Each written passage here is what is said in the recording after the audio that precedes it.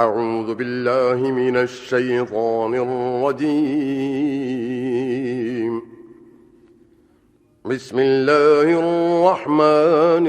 الرحيم. أمن خلق السماوات والأرض وأنزل لكم من السماء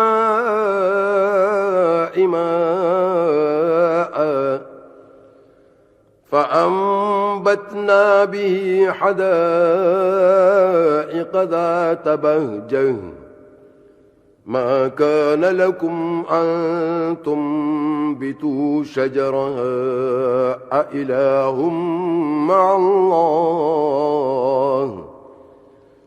بل هم قوم يعدلون. أمن جعل الأرض قرارا وجعل خلالها أنهارا وجعل لها رواسي وجعل بين البحرين حاجزا أإله مع الله بل أكثرهم لا يعلمون. أمن يجيب المضطر إذا دعاه ويكشف السوء ويجعلكم خلفاء الأرض أإله مع الله قليلا ما تذكرون. أمن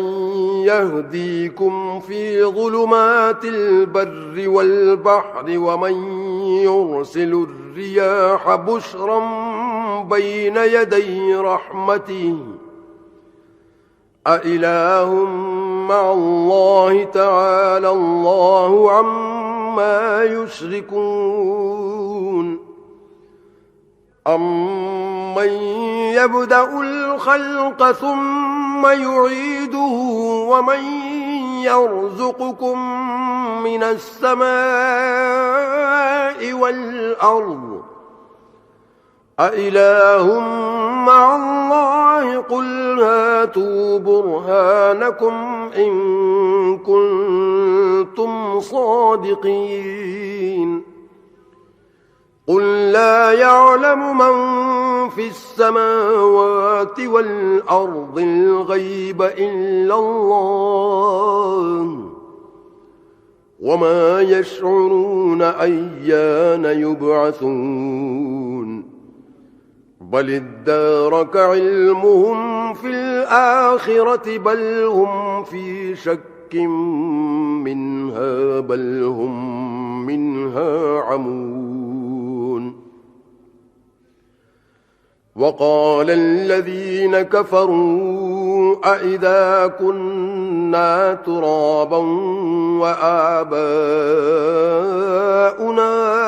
أئنا لمخرجون لقد وعدنا هذا نحن وآباؤنا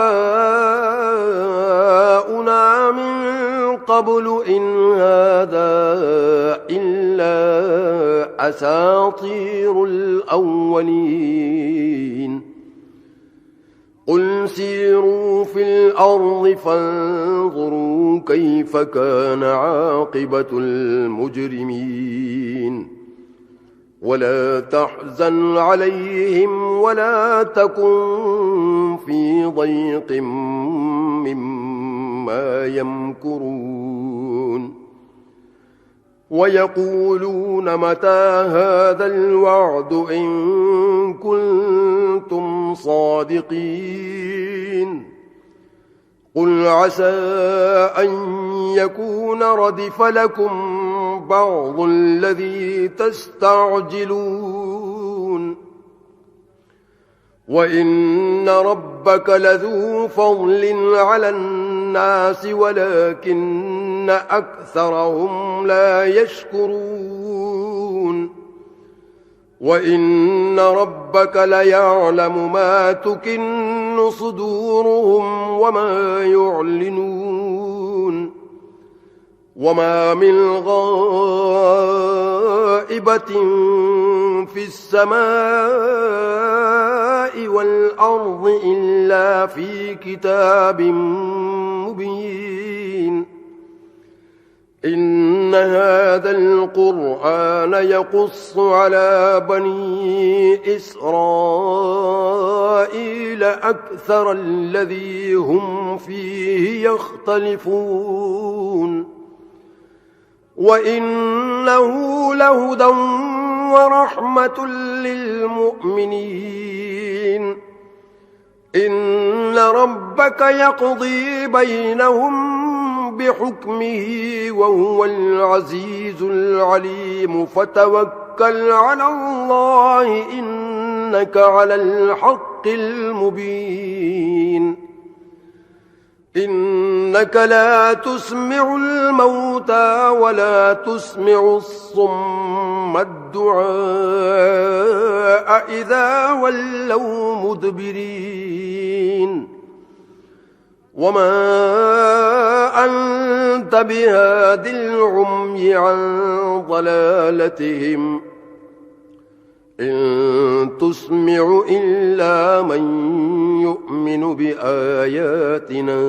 فهم مسلمون وإذا وقع القول عليهم أخرجنا لهم دابة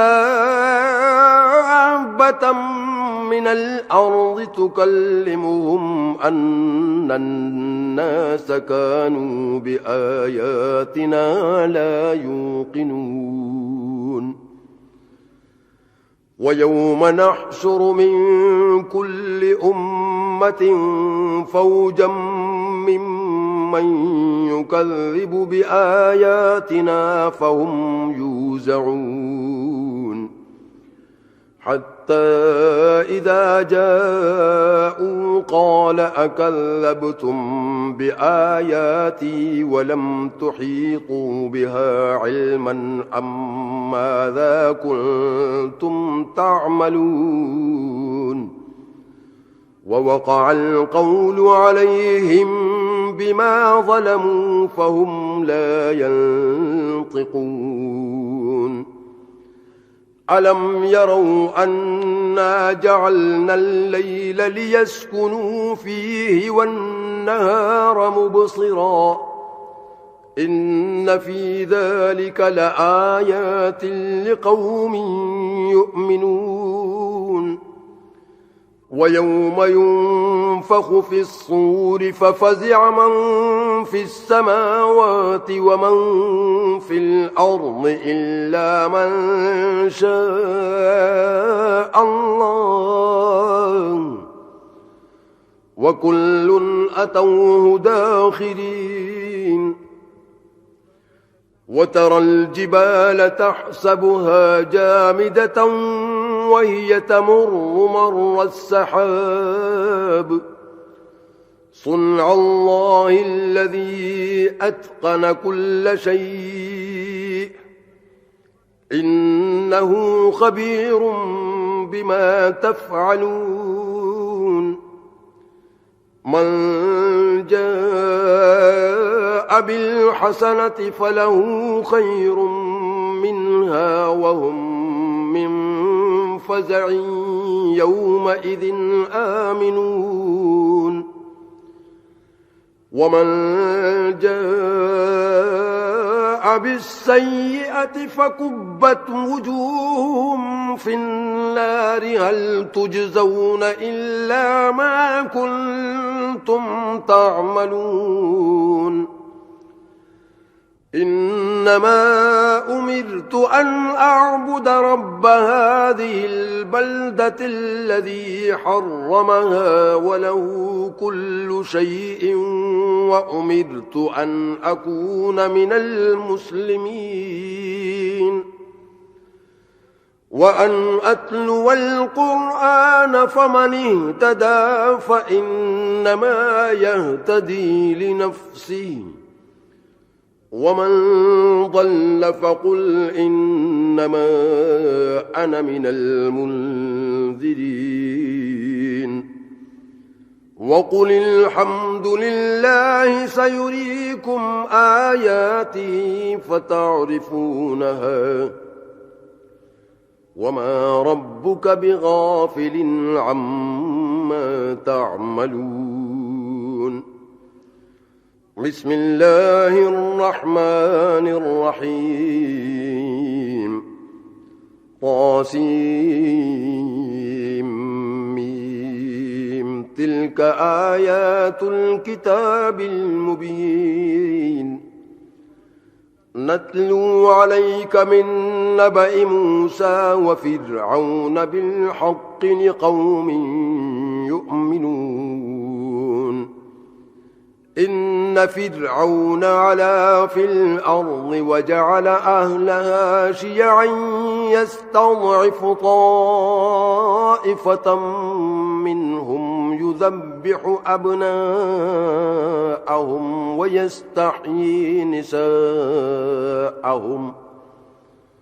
إنه كان من المفسدين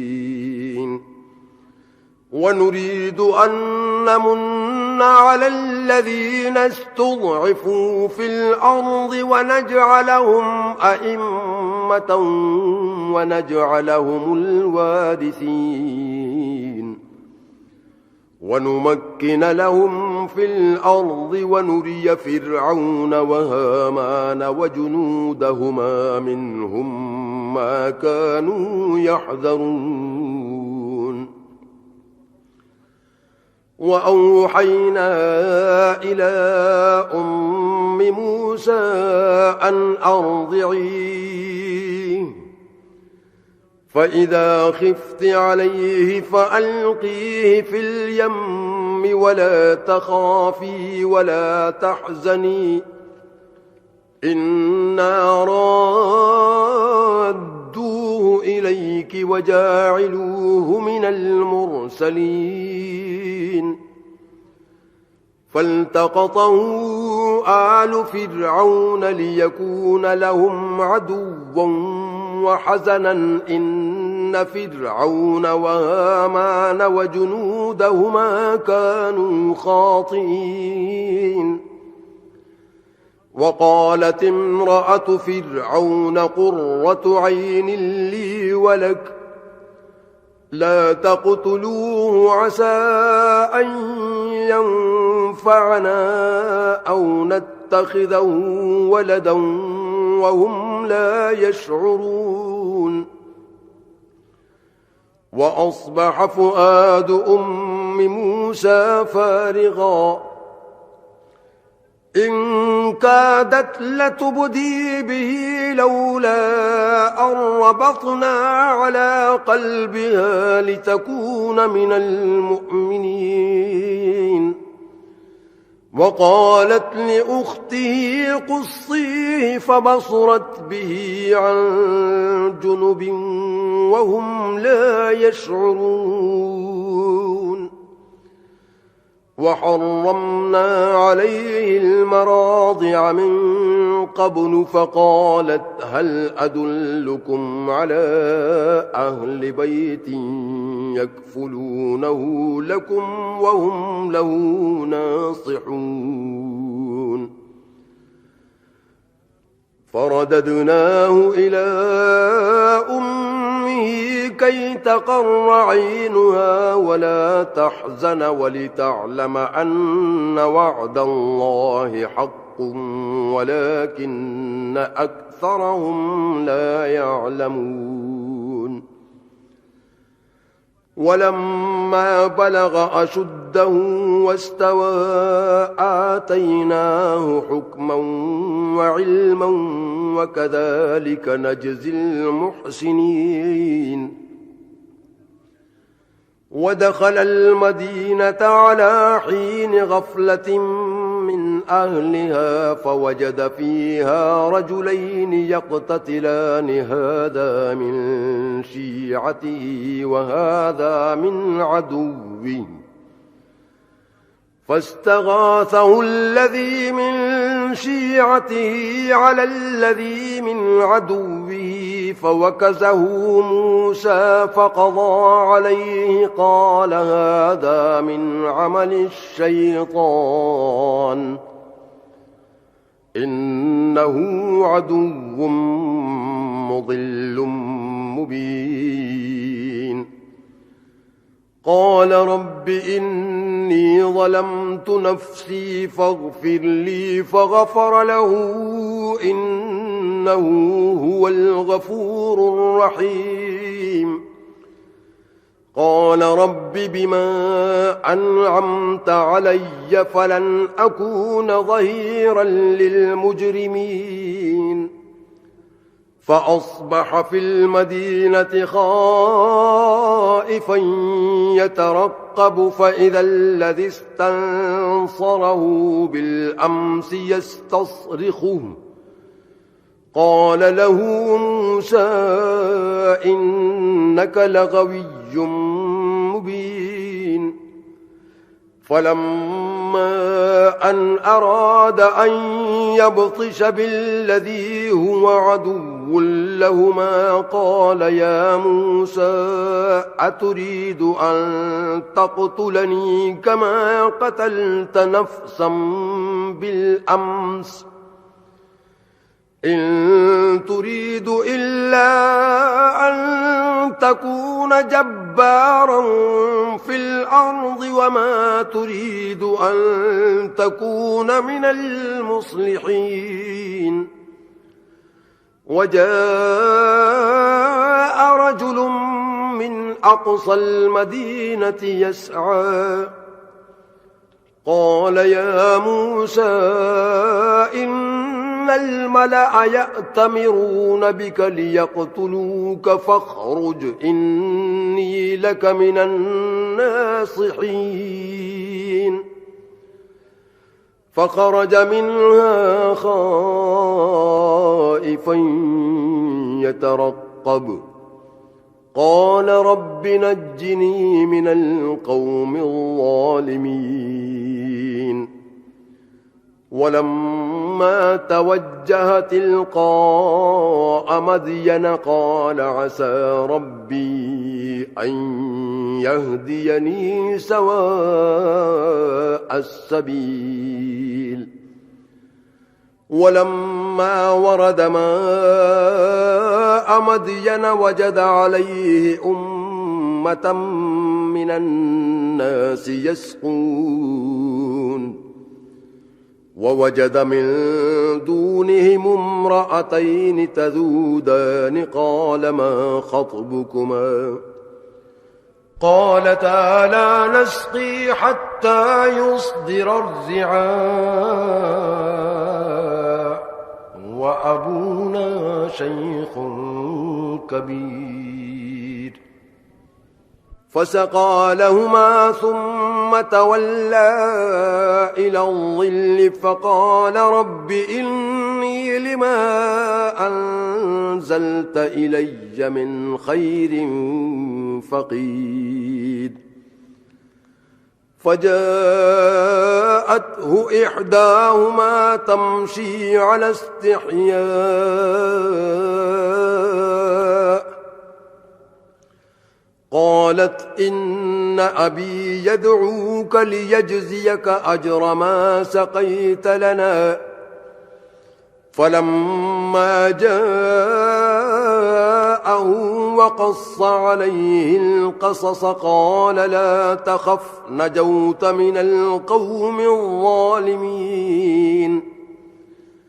قالت إحداهما يا أبت استأجره إن خير من استأجرت القوي الأمين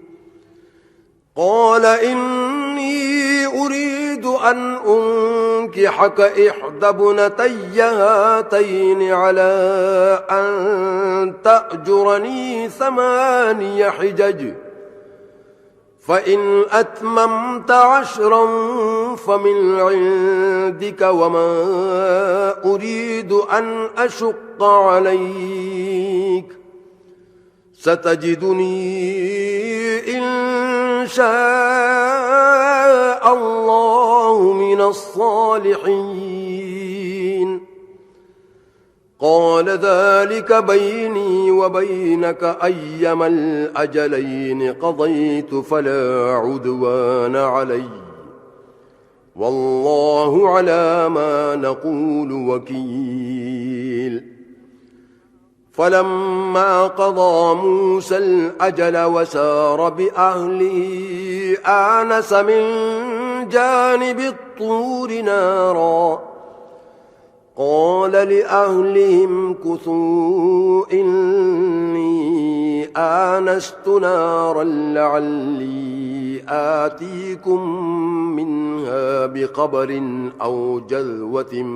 من النار لعلكم تصطلون فلما أتاها نودي من شاطئ الوادي الأيمن في البقعة المباركة من الشجرة أن يا موسى إني أنا الله رب العالمين وأن ألق عصاك فلما رآها تهتز كأنها جان ولا مدبرا ولم يعقب يا موسى أقبل ولا تخف إنك من الآمنين أسلك يدك في جيبك تخرج بيضاء من غير سوء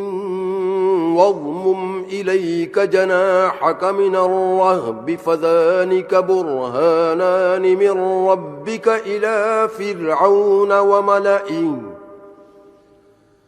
إنهم كانوا قوما فاسقين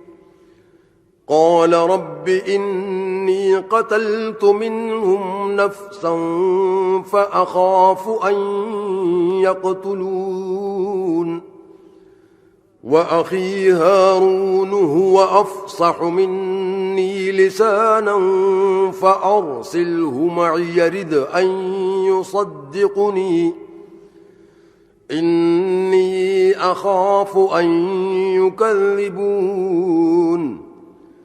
قال سنشد عضدك بأخيك ونجعل لكما سلطانا فلا يصلون إليكما بآياتنا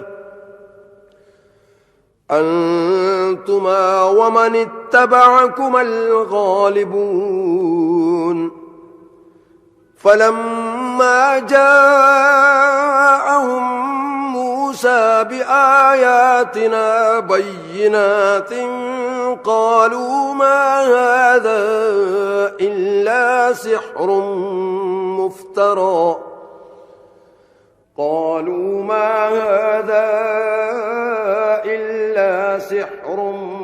مفترى وما سمعنا بهذا في آبائنا الأولين وقال موسى ربي أعلم بمن جاء بالهدى من عنده ومن تكون له عاقبة الدار إنه لا يفلح الظالمون وقال فرعون يا أيها الملأ ما علمت لكم من إله غيري فأوقد لي يا هامان على الطين فاجعل لي صرحا لعلي أطلع إلى إله موسى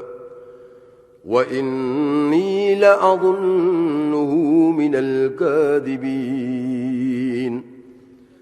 واستكبر هو وجنوده في الأرض بغير الحق وظنوا أنهم إلينا لا يرجعون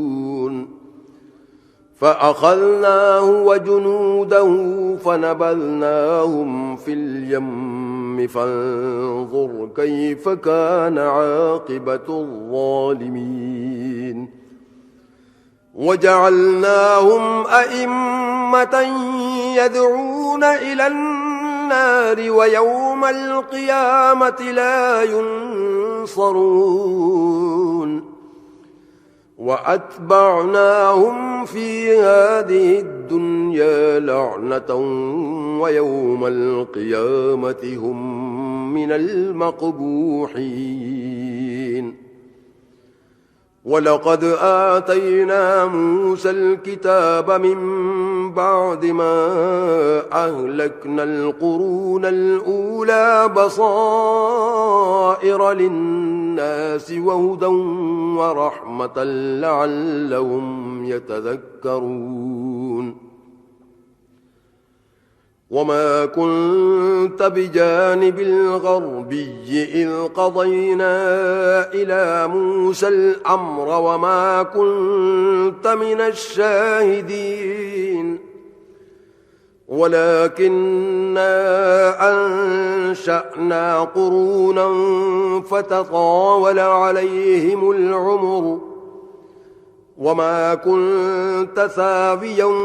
في أهل مدين تتلو عليهم آياتنا ولكننا كنا مرسلين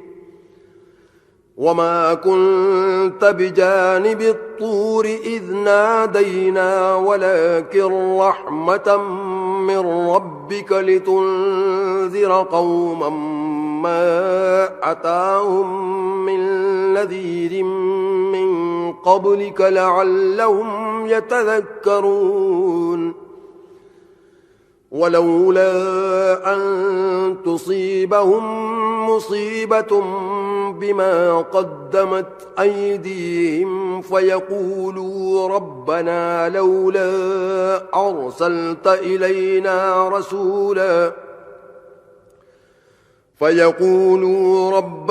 لولا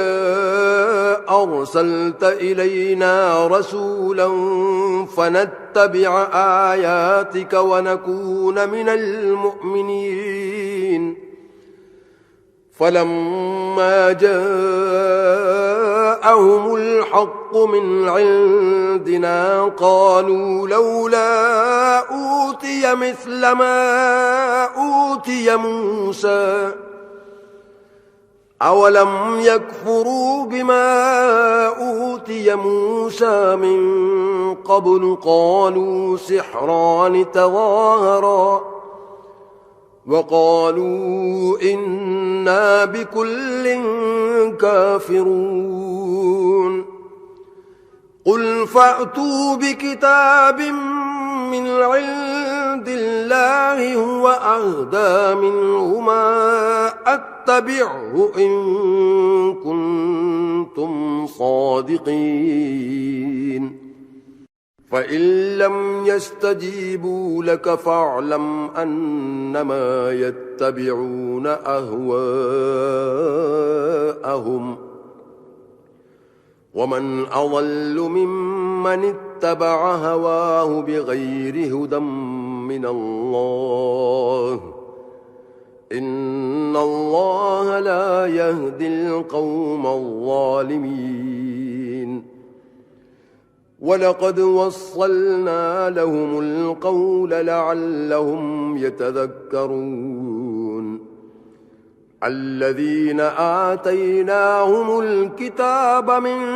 قبله هم به يؤمنون وإذا يتلى عليهم قالوا آمنا به إنه الحق من ربنا إنا كنا من قبله مسلمين أولئك يؤتون أجرهم مرتين بما صبروا ويدرؤون بالحسنة السيئة ومما مما رزقناهم ينفقون وإذا سمعوا اللغو أعرضوا عنه وقالوا لنا أعمالنا ولكم أعمالكم سلام عليكم لا نبتغي الجاهلين إنك لا تهدي من أحببت ولكن الله يهدي من يشاء وهو أعلم بالمهتدين وقالوا إن نتبع الهدى معك نتخطف من أرضنا أولم نمكن لهم حرما آمنا يجبى إليه ثمرات كل شيء رزقا من لدنا ولكن أكثرهم لا يعلمون وكم أهلكنا من قرية بطرت معيشتها فتلك مساكنهم لم تسكن من بعدهم إلا قليلا وكنا نحن الوارثين وما كان ربك مهلك القرى حتى يبعث في أمها رسولا يتلو عليهم آياتنا وما كنا مهلك القرى إلا وأهلها ظالمون وما أوتيتم من شيء فمتاع الحياة الدنيا وزينتها وما عند الله خير وأبقى أفلا تعقلون أفمن وعدناه وعدا حسنا فهو لاقيه كمن متعناه متاع الحياة الدنيا ثم هو يوم القيامة من المحضرين ويوم يناديهم فيقول أين شركائي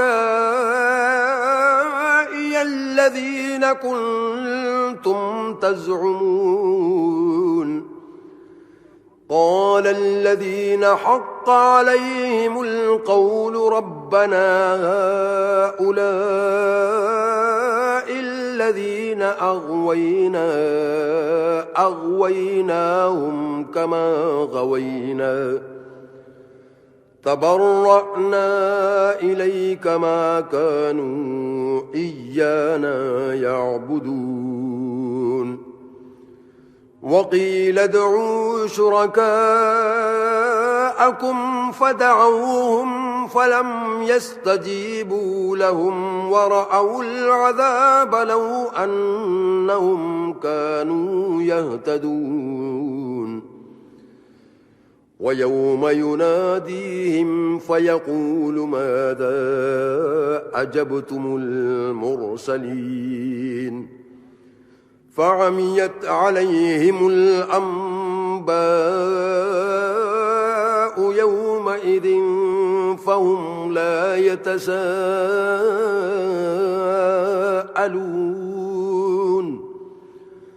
فأما من تاب وآمن وعمل صالحا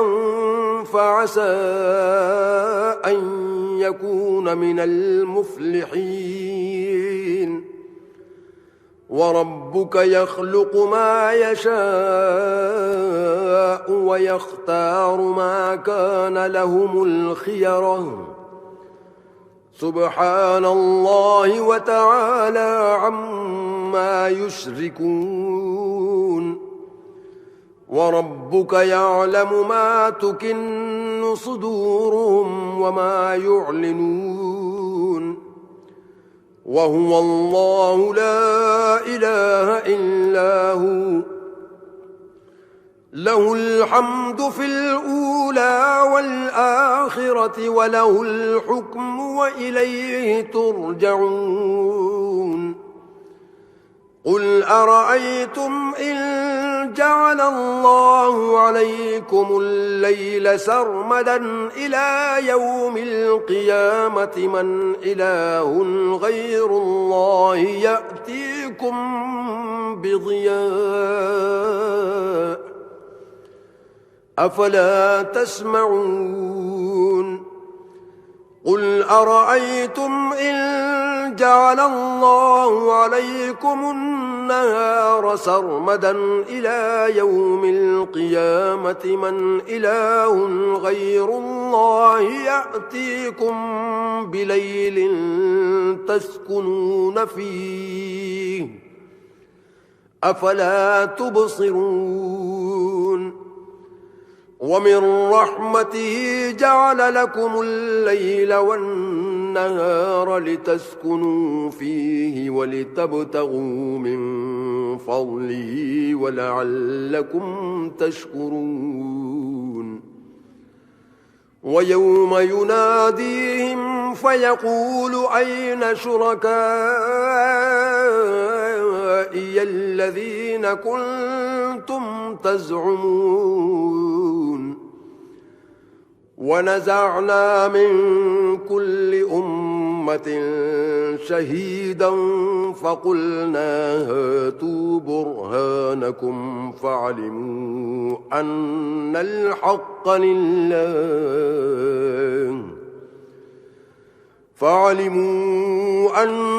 الحق لله وضل عنهم ما كانوا يفترون إن قارون كان من قوم موسى فبغى عليهم وآتيناه من الكنوز ما إن مفاتحه لتنوء بالعصبة أولي القوة إذ قال له قومه لا تفرح إن الله لا يحب الفرحين وابتغ فيما آتاك الله الدار الآخرة ولا تنس نصيبك من الدنيا وأحسن كما أحسن الله إليك ولا تبغ الفساد في الأرض إن الله لا يحب المفسدين قال إنما أوتيته على علم عندي أولم يعلم أن الله قد أهلك من قبله من القرون من هو أشد منه قوة وأكثر جمعا ولا يسأل عن ذنوبهم المجرمون فخرج على قومه في زينته قال الذين يريدون الحياة الدنيا يا ليت لنا مثل ما أوتي قارون إنه لذو حظ عظيم وقال الذين أوتوا العلم ويلكم ثواب الله خير لمن آمن وعمل صالحا ولا يلقاها إلا الصابرون فخسفنا به وبداره الأرض فما كان له من فئة ينصرونه من دون الله وما كان من المنتصرين وأصبح الذين تمنوا تمنوا مكانه بالأمس يقولون ويك أن الله يبسط الرزق لمن يشاء من عباده ويقدر لولا أمن الله علينا لخسف بنا ويكأنه لا يفلح الكافرون تلك الدار الآخرة نجعلها للذين لا يريدون علوا في الأرض ولا فسادا والعاقبة للمتقين من جاء بالحسنة فله خير منها ومن جاء بالسيئة فلا يجزى الذين عملوا السيئات إلا ما كانوا يعملون إن الذي فرض عليك القرآن لرادك إلى معاد قل ربي أعلم من جاء بالهدى ومن هو في ضلال مبين وما كنت ترجو أن يلقى إليك الكتاب إلا رحمة من ربك فلا تكونن ظهيرا للكافرين ولا يصدنك عن آيات الله بعد إذ أنزلت إليك وادع إلى ربك ولا تكونن من المشركين ولا تدع مع الله إلها آخر لا إله إلا هو كل شيء هالك إلا وجهه له الحكم وإليه ترجعون بسم الله الرحمن الرحيم ألف لام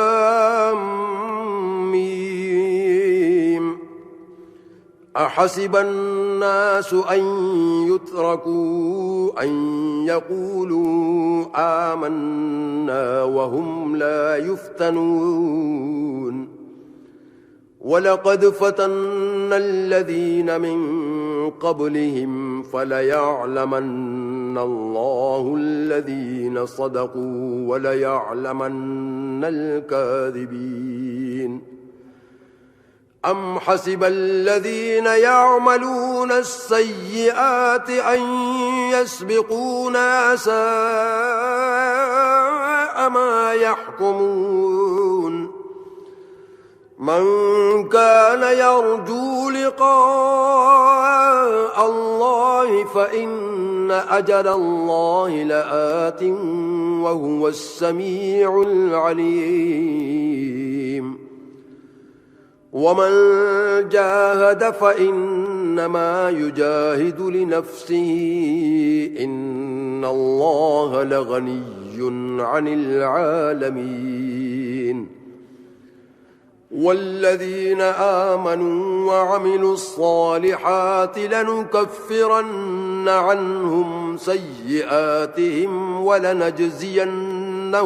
أحسن الذي كانوا يعملون ووصينا الإنسان بوالديه حسنا وإن جاهداك لتشرك بي ما ليس لك به علم فلا تطعهما إلي مرجعكم فأنبئكم بما كنتم تعملون والذين آمنوا وعملوا الصالحات لندخلنهم إنهم في الصالحين ومن الناس من يقول آمنا بالله فإذا أوذي في الله جعل فتنة الناس كعذاب الله ولئن جاء نصر من ربك ليقولن إنا كنا معكم أوليس الله بأعلم بما في صدور العالمين وليعلمن الله الذين آمنوا وليعلمن المنافقين وقال الذين كفروا للذين آمنوا اتبعوا سبيلنا ولنحمل خطاياكم وما هم بحاملين من خطاياهم من شيء إنهم لكاذبون وليحملن أثقالهم وأثقالا مع أثقالهم وليسألن يوم القيامة عما كانوا يفترون ولقد أرسلنا نوحا إلى قومه فلبث فيهم 1000 سنة إلا 50 عاما فأخذهم الطوفان وهم ظالمون فأنجيناه وأصحاب السفينة وجعلناها آية للعالمين وإبراهيم إذ قال لقومه اعبدوا الله واتقوه ذلكم خير لكم إن كنتم تعلمون إنما تعبدون من دون الله أوثانا وتخلقون إفكا إن الذين تعبدون من دون الله لا يملكون لكم رزقا فابتغوا عند الله الرزق واعبدوه واشكروا له إليه ترجعون وإن تكذبوا فقد كذب من قبلكم وما على الرسول إلا البلاغ المبين أولم يروا كيف يبدئ الله الخلق ثم يعيده إن ذلك على الله يسير قل سيروا في الأرض فانظروا كيف بدأ الخلق ثم الله ينشئ النشأة الآخرة إن الله على كل شيء قدير يعذب من يشاء ويرحم من يشاء وإليه تقلبون وما أنتم بمعجزين في الأرض ولا في السماء وما لكم من دون الله من ولي ولا نصير والذين كفروا بآيات الله ولقائه أولئك يئسوا من رحمتي وأولئك لهم عذاب أليم فما كان جواب قومه إلا أن قالوا اقتلوه أو حرقوه فأنجاه الله من النار إن في ذلك لآيات لقوم يؤمنون وقال إنما اتخذتم من دون الله أوثانا مودة بينكم في الحياة الدنيا ثم يوم القيامة يكفر بعضكم ببعض ويلعن بعضكم بعضا ومأواكم النار وما لكم من ناصرين فآمن له لوط وقال إني مهاجر إلى ربي إنه هو العزيز الحكيم ووهبنا له إسحاق ويعقوب وجعلنا في ذريته النبوة والكتاب وآتيناه أجره في الدنيا وإنه في الآخرة لمن الصالحين ولوطا إذ قال لقومه إنكم لتأتون الفاحشة ما سبقكم بها من أحد من العالمين أئنكم لتأتون الرجال وتقطعون السبيل وتأتون في ناديكم المنكر فما كان جواب قومه إلا أن قالوا ائتنا بعذاب الله إن كنت من الصادقين قال رب انصرني على القوم المفسدين ولما جاءت رسلنا إبراهيم بالبشرى قالوا إنا مهلكو أهل هذه القرية إن أهلها كانوا ظالمين قال إن فيها لوطا قالوا نحن أعلم بمن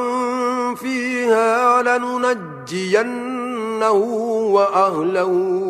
إلا امرأته كانت من الغابرين ولما أن جاءت رسلنا لوطا سيء بهم وضاق بهم ذرعا وقالوا لا تخف ولا تحزن إنا منجوك وأهلك إلا امرأتك كانت من الغابرين إنا منزلون على أهل هذه القرية رجزا من السماء بما كانوا يفسقون ولقد تركنا منها آية بينة لقوم يعقلون وإلى مدين أخاهم شعيبا فقال يا قوم اعبدوا الله وارجوا اليوم الآخر ولا تعثوا في الأرض مفسدين فكذبوه فأخذتهم الرجفة فأصبحوا في دارهم جاثمين وعادا وثمود وقد تبين لكم من مساكنهم وزين لهم الشيطان أعمالهم فصدهم عن السبيل وكانوا مستبصرين وقارون وفرعون وهامان ولقد جاءهم